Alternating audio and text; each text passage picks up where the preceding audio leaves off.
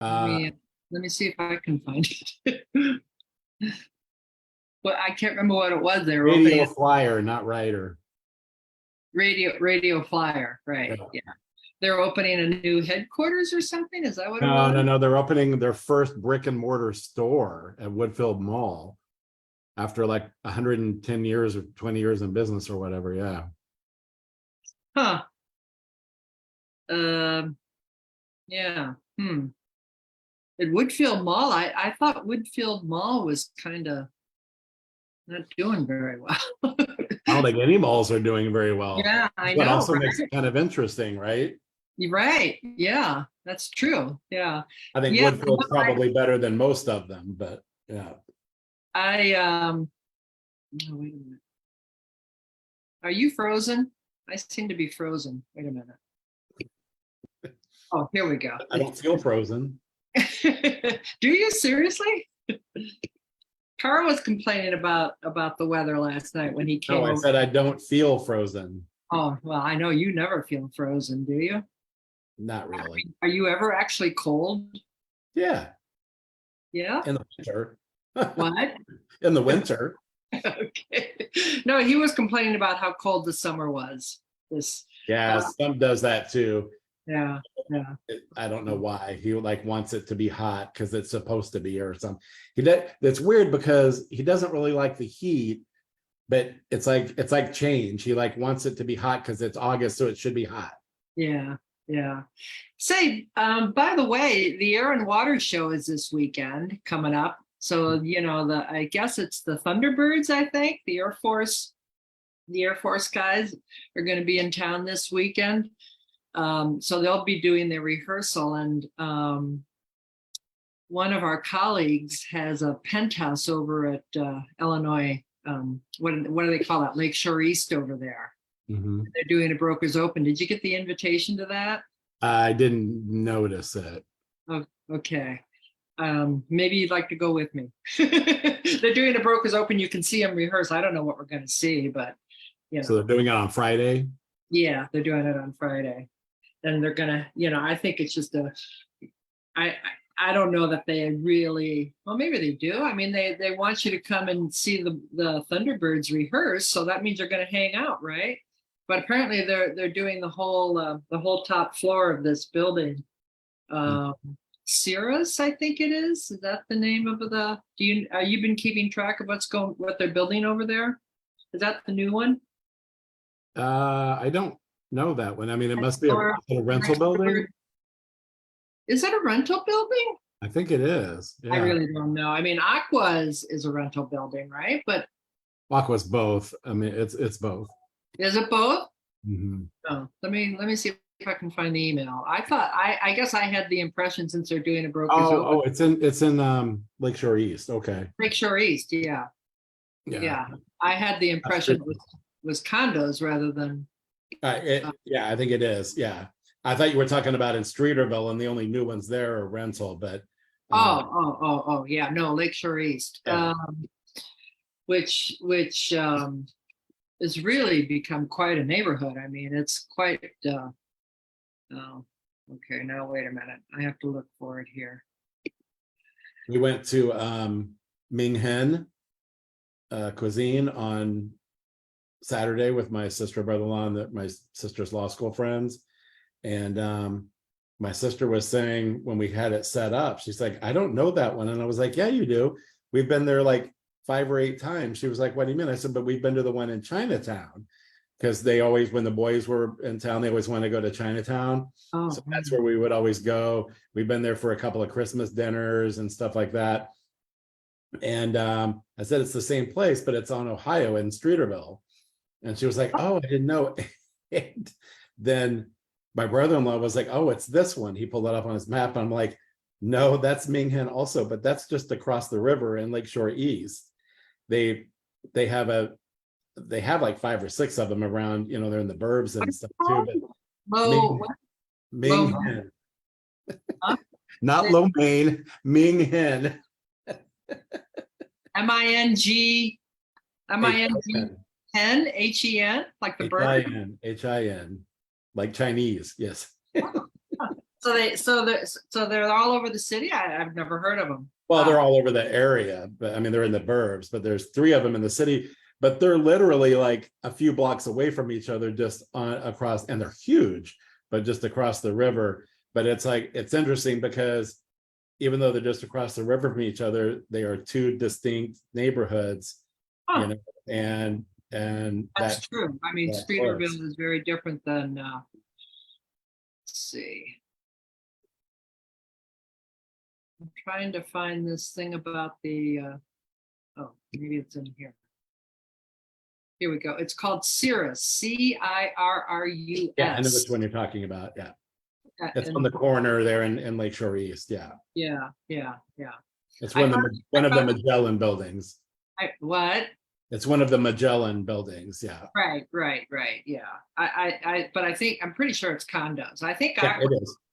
right? It is. Aqua was supposed to be condo and was selling as condo, but then it got caught up in the crash. So then they started renting other ones. So, and then they've kind of maintained that. You mean back in 08? Mhm. I didn't realize that building was that old. Oh, yeah. Well, think about it. Her new building, Vista, they've been building for what, 6 years? Yeah. Wow. Yeah, it's still being finished. So, I mean, yeah, Aqua was around before that, quite a while before I that. found the article about the Radio Flyer opening its first store in Schaumburg.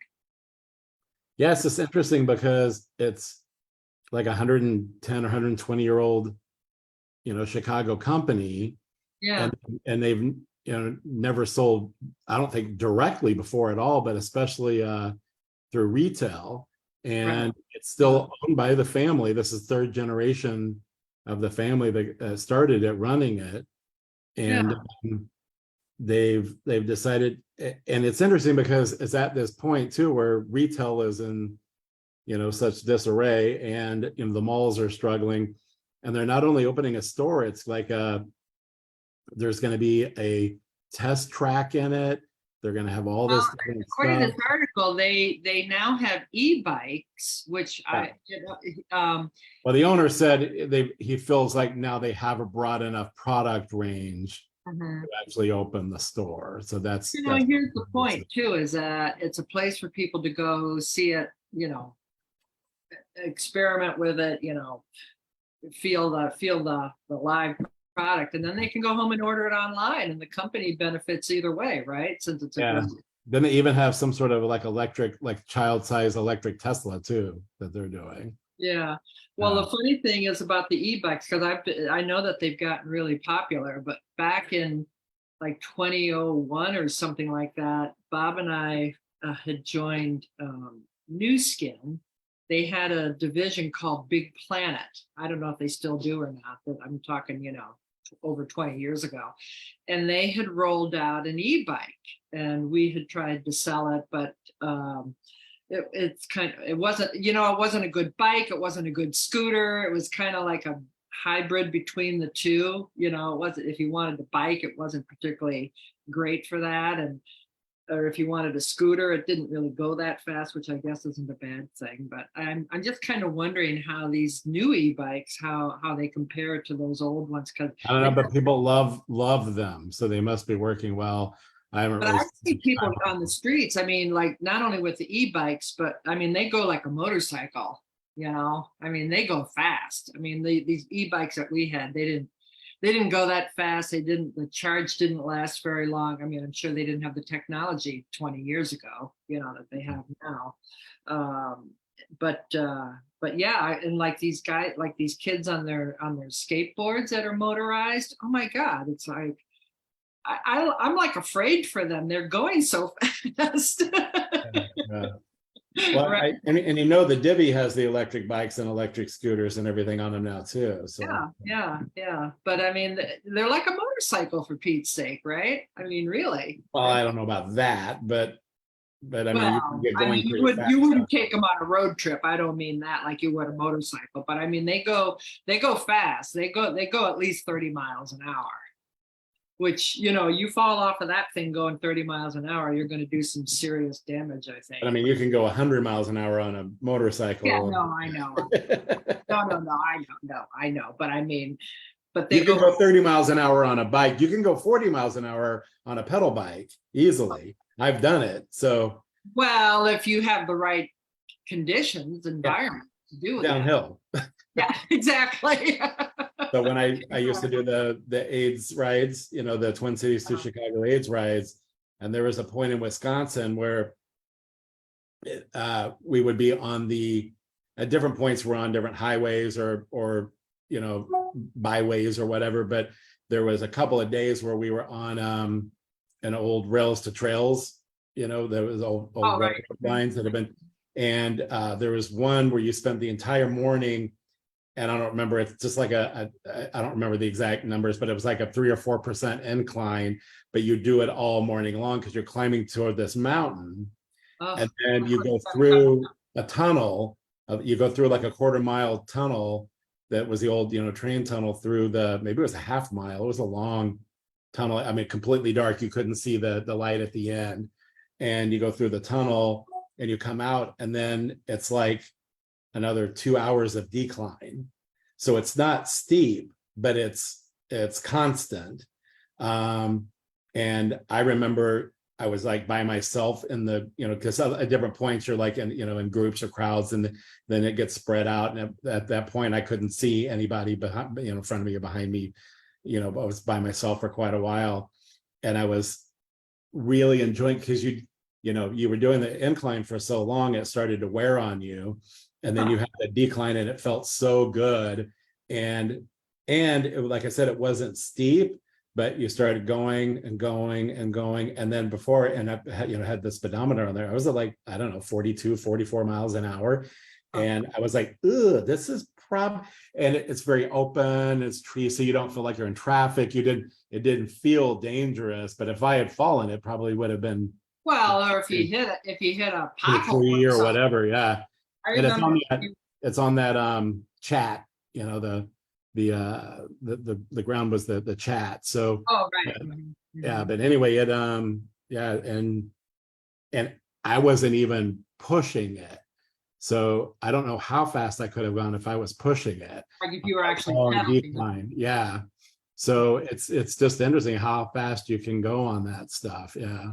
Yeah. No, we when we were going up to our cottage in Door County, we had rented bikes when it was a lovely day, and we'd rented bikes and went through Peninsula State Park and up in Door County, and it has, it's got its inclines and declines, and there was somebody that had just completely wiped out.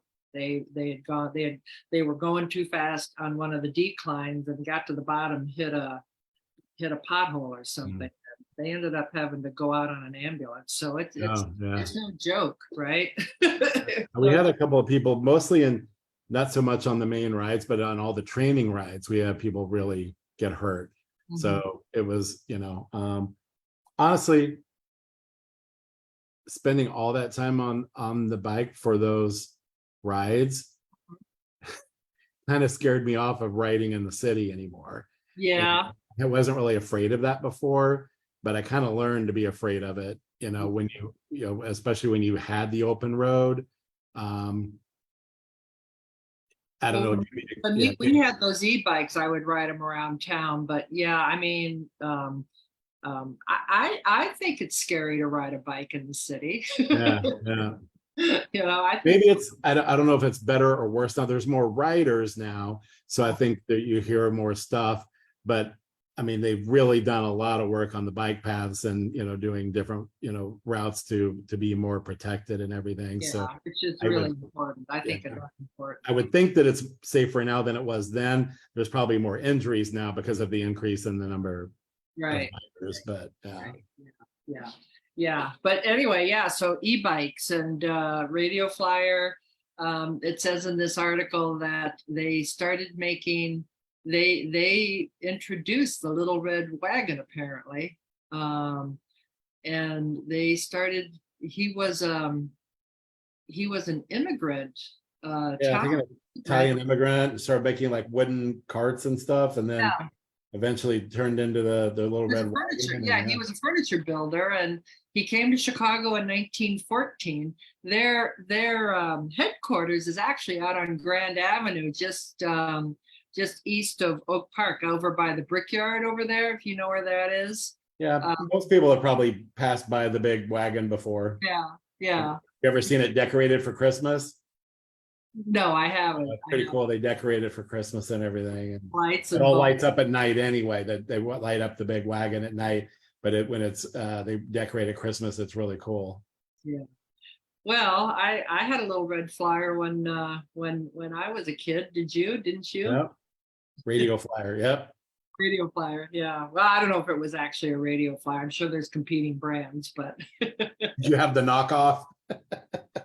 I have no idea.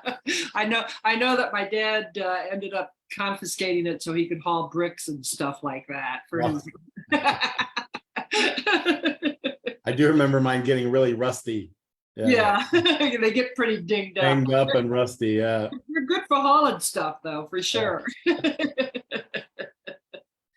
Yeah, it's kind of funny what a thing that became, but no, I thought that was really interesting. Both just that this old Chicago company is kind of, after all this time, kind of changing, and then going you brick know and what, mortar kind when everybody else is leaving brick and mortar, going into a mall when all the malls are emptying, and then expanding their product line to this degree. It sounds really cool. I think it's kind of exciting. Well, I kind of think of it along the lines of a Lego store. They have a Lego store out in out at Woodfield Mall out in Schaumburg too. It's a big Lego store, and Yeah. it's kind of a Used to have comparable. it on Michigan Avenue. Yeah. Yeah, do they still have that one in Michigan Avenue? I don't think so. I haven't seen it. I think it was up, on near Northbridge, but it's been a Right, long yeah. time since I, I've been I don't there. know. We were up maybe a month ago. We were up at Northbrook Courts. We'd gone up there for dinner at the Let Us Entertain You restaurant there, and after we finished eating, we just kind of walked through the mall, which actually was kind of depressing, to tell you the truth. Yeah. Well, even at Northbridge at Nordstrom, I told you we went during the winter a few times. I go into Nordstrom every now and then, but we actually took the dog when the weather had been bad, just to get some walking in with him. And you can walk the mall and all of Nordstrom. All Nordstroms allow dogs, but that mall does too. So we could go floor by floor through the whole mall and the whole Nordstrom, and get a nice little walk in with him, which was kind of fun. But I hadn't been in the mall much, and especially on those top floors, like the third and fourth floor of the mall, it's completely empty, completely empty. Every store is gone. And then then there's a handful of stores on the lower levels, but then most of the ones that look like they were open are really just little pop-ups. That they were like temporary pop-ups in there. And it was like, and that's, a really had been a really successful mall. So I don't know, it's going to be interesting just to see, what they figure out with all of this stuff. Right. Well, obviously there's going to be, but it seems like that that business model for a company like Lego or Radio Flyer to have a bricks and mortar store where people can go and Yeah. experience their product, but then they don't. And it's experiential sort of retail. So that's really cool. Right. So Yeah. they're gonna have like a track in there and stuff where you can, I don't know if it's for the like the a little electric car or for the wagons or what, but for them to like race around and stuff and try them out. Yeah. Probably all of the above, actually, right? Yeah, I mean, yeah, maybe. yeah.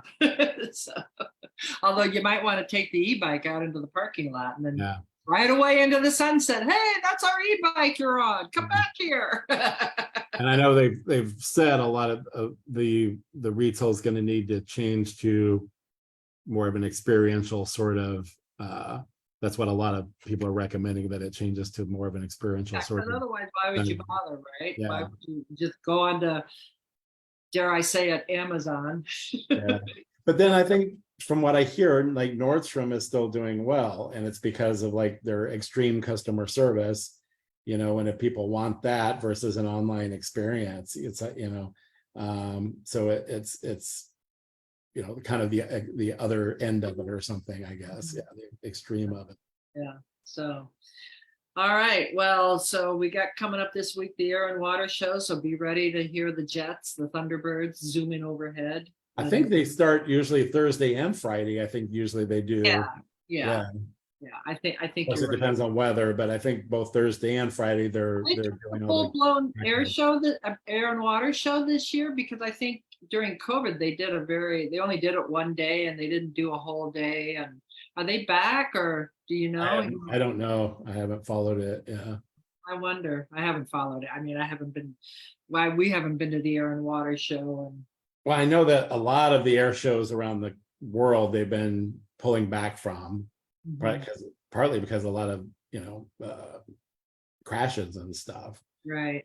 that they've been pulling back from that stuff for a while. So I don't know if this is part of that, or if it's just COVID alone, you know, or if they were trying to keep the crowds down or whatever. But Well, there's probably more reasons in COVID to keep the crowds down. I mean, there's opportunity for, you know, all kinds of bad things to happen, right? I suppose, but I don't know. Of course, we're supposed to be talking about the good stuff, not the bad stuff. The good stuff is it's still here. Yeah, the good stuff. That's a good thing. I remember during COVID, they came and did a couple of flybys while we were all locked down. That was exciting. And we all stood at our windows, and the people, we have like a 3-story building across the street. It's a hospital, like a community hospital. And everybody was out on the roof to watch them fly by. And that was exciting. I was years ago. It was just a coincidence. It was, I guess it was the week of the Air and Water Show, but it was either a Thursday or Friday while they were doing the practice runs. And I was at a Cubs game at Wrigley Field, and it was a stunningly beautiful day. And I don't remember if it's the Blue Angels or the Thunderbirds. I thought it was Blue Angels back then, but I don't remember. Well, I think they alternate between. Oh, okay. Yeah. But I think it was the Blue Angels came and they I guess they called buzzed the stadium or whatever. And they came down really low and just basically. I think they call that a flyby. Yeah, they did that at Wrigley Field. And it's weird because they come down and they get really low and they basically kind of float over. And you could actually see the pilots in the cockpits and stuff. And the crowd just went berserk. And it was like you got the goosebump moments. It was really cool. Yeah, I'll never forget that. Awesome. Yeah, no, they're exciting and definitely exciting to hear them and see them. And the thing is, by the time you hear them, it's like seeing them is like almost a complete coincidence, because you hear them and then you look, and of course they're way past you by the time you hear them. So, but yeah, they're exciting. It'll be fun to watch. So. And I'm gonna go. If you want to go, you can go with me. I'll wrangle you an invitation. Okay. Or you can RSVP your own silly self and get your own invitation. I have a feeling though that I'm going to be at an inspection. Oh yeah. That's for Friday afternoon. So yeah, she just sent us a text. It's set for Friday at 2. Oh, okay. Sorry that had to happen to you. That's what she was aiming for. So I figured. Okay. All right. Well, sorry that had to happen to you, Wes. But you could go and make an appearance and come back. Okay. Oh, we have a sales meeting on Thursday. I saw Kathleen's memo. We have a sales meeting this week. Yeah. I'll see you live then, I guess, maybe, huh? All right. I'll see you there. All right. Have a good week, everybody. Bye, everybody.